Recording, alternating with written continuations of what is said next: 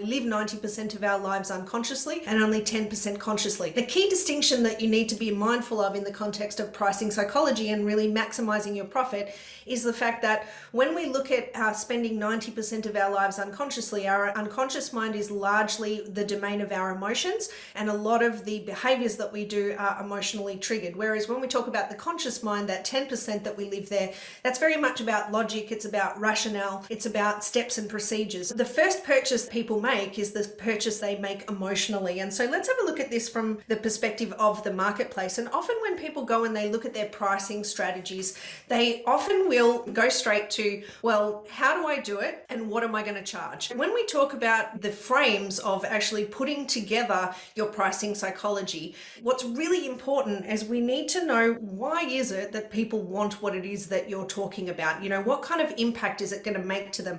What is the problems that are going to be solved as a result of making that investment? What is it that you're going to give to them as a result of that purchase and how much it is? When will you give it to them by? What is the time frames in which you would deliver? When can they expect a result? When will they be able to enjoy the thing that you're actually sharing with them? Who are they, importantly? If you don't know who the person is and what things inspire them, what things actually impact the way that they live and how does this thing affect, what often happens is people will go straight to the how, or they'll go straight to the what in terms of the pricing. When you're defining pricing, if you don't actually know your why and your who, then your what and your how is completely irrelevant. And so one of the things that I'd like to encourage you to think about is, what is the why for your audience? I know that Simon Sinek talks a lot about what's your why in the context of why do you do what you do, but I think at the end of the day, we also have to look at, why is it important for the people that are engaging with your product or your service or with you? Why is it important to them? Because the how just won't work if you don't get your why, your when, and your who. And so this is a really important thing to keep in mind when you're looking at your pricing.